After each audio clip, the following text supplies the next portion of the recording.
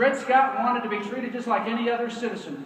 His skin color was different color than mine. That's all that was different about Dred Scott. He was not treated in the same way that other people that were white were treated. He went to the United States Supreme Court seeking justice. And Taney, the racist justice, said that, sorry, Dred Scott, there's no justice for here at this high court table. In fact, you're not even considered worthy of citizenship. You don't have the same rights of citizenship, so you can be discriminated against. We ultimately fought a civil war over that nonsense and that racist opinion. No one today would defend the Dred Scott decision. Then in 1927, the Supreme Court issued an opinion that came out of the eugenics movement. And in that opinion, it was the famed jurist of the Supreme Court that said some infamous words regarding Carrie Buck. Carrie Buck was a person that lived in the Commonwealth of Virginia.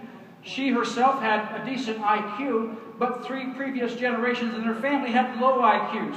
So back then, they wanted to create a super race. It wasn't just Hitler and Nazi Germany, it was also here in the United States of America. And Margaret Sanger was part of that, Planned Parenthood, and she, as a result of that, began putting abortion clinics, these contraception clinics, I should say, to stop the procreation of undesirable populations in the black neighborhoods, so that those individuals would ultimately not be able to procreate, and you would be able to eliminate certain races. That was part of her agenda.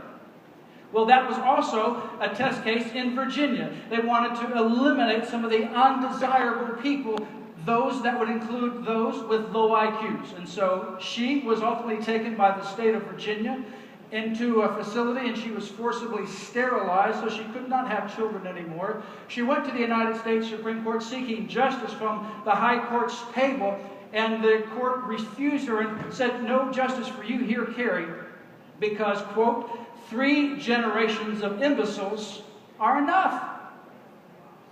They don't have to tolerate more than 3 generations of low IQ imbeciles. Therefore, the state has the right to eliminate your population from procreating anymore. Now, as a result of that opinion, it spread throughout the United States, and it caught the attention of a man by the name of Adolf Hitler, and it became the basis for his eugenics movement. And during the Nuremberg trials, when the Nazis were put on trial for war crimes, crimes against humanity, they ultimately referred to the Supreme Court decision, Buck versus Bell. You Americans did this, your Supreme Court accepted it, so what's the problem that you have with us Nazis? We would not defend that decision today. Nobody would. It is in the trash bins of history, although it has technically never been overruled. No one would defend that opinion today in their right mind. No one in their right mind would defend the opinion of the Dred Scott decision, that people of color are not entitled to full citizenship. No one would do that. If they're not the rule of law now, and no one would defend them now, they were not the rule of law from the moment they were pinned by those racist and bigoted justices of the United States Supreme Court. And yet, at the same time, we treated them as though they were the rule of law. We treated them that whatever comes from that high court table, it has to be the rule of law. We have to just simply respect it.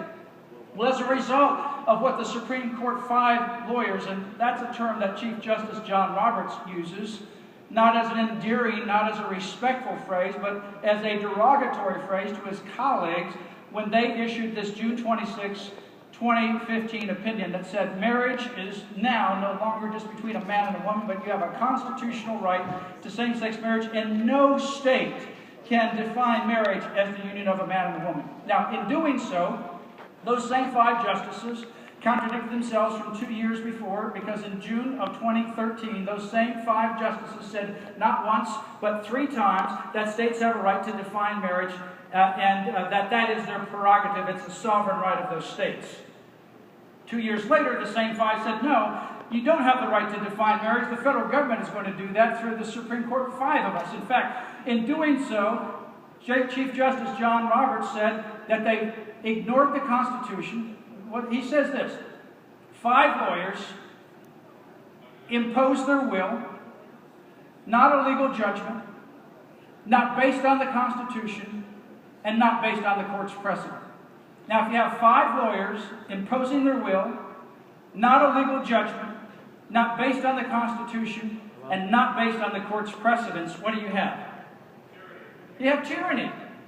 And that's exactly what the other dissenting justices said. That are we ruled by just 5 people who make it up as they go? If that's the case, we have tyranny. We have a despotic nation that we live under.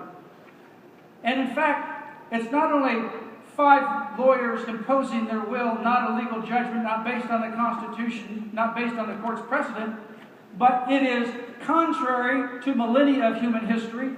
It is contrary to the natural created order, the objective observable order that God created you and I in His image, male and female, bringing us together as man and woman, husband and wife, to create the foundation of family, from which we also create another human being through the blessings of procreation in the very image of God Himself, and raise that young boy and young girl in that environment that's best for boys and girls to ultimately understand and love the Creator who ultimately created them.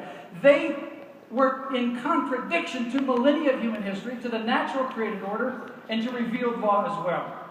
From Genesis to Jesus, where He says marriage is between a man and a woman, to the book of Revelation, where it ends with the bride and groom.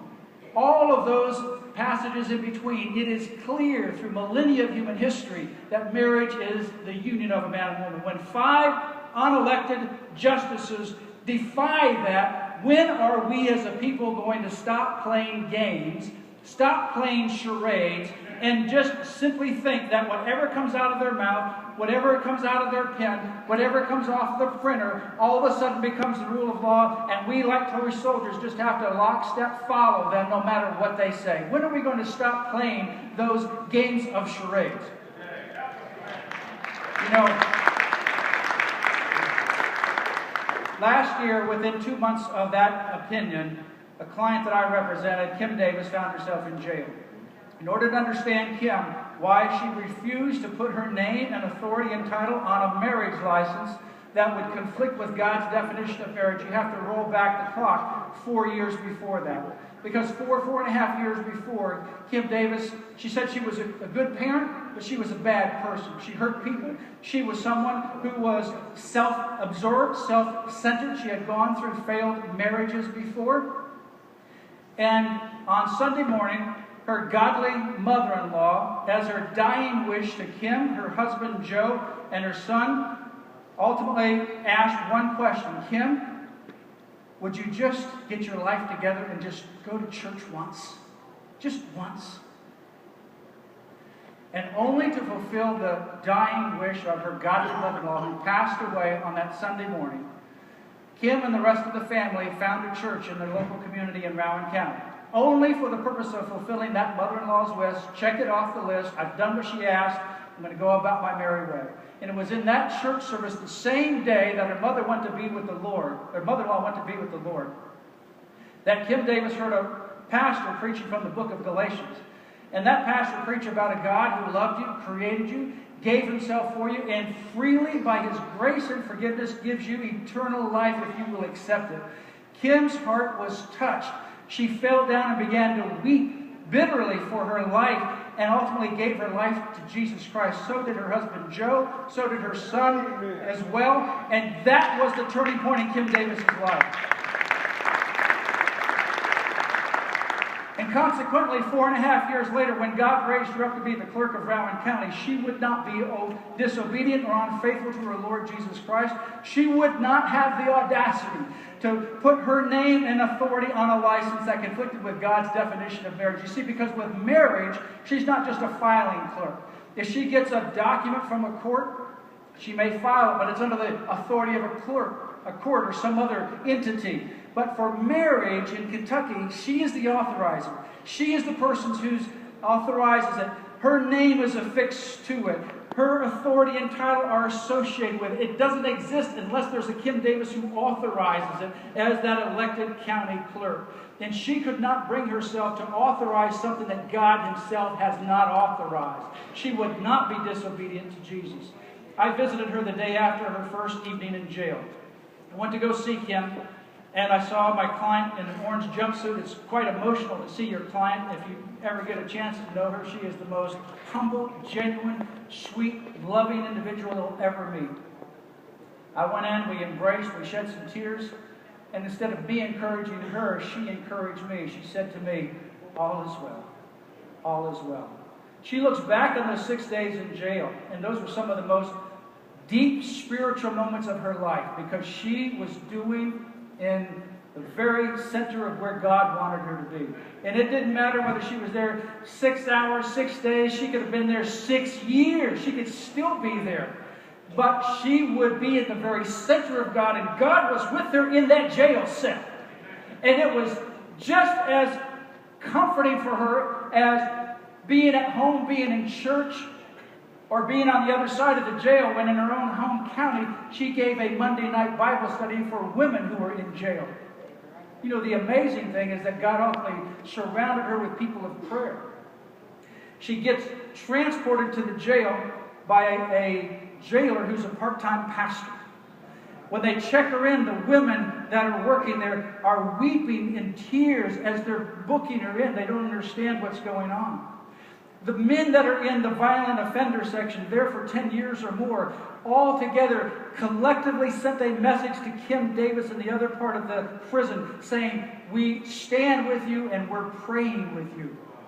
That jail that this judge sent her to, on its Facebook, go check it out.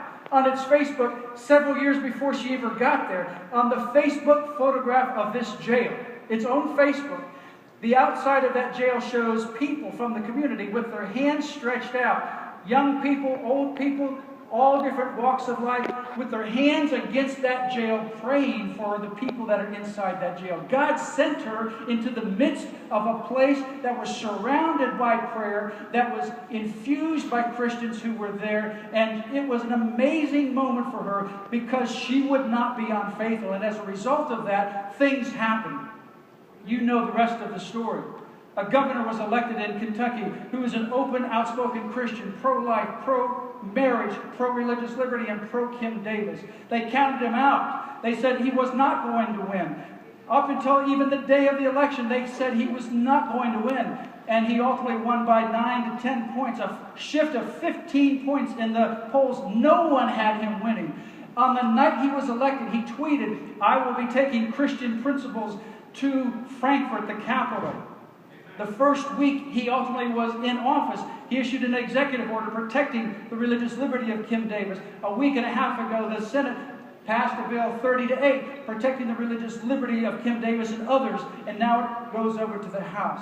Other people around the country have been encouraged to stand up. Legislation has been entered even into this state to protect pastors and churches that ultimately will become targeted by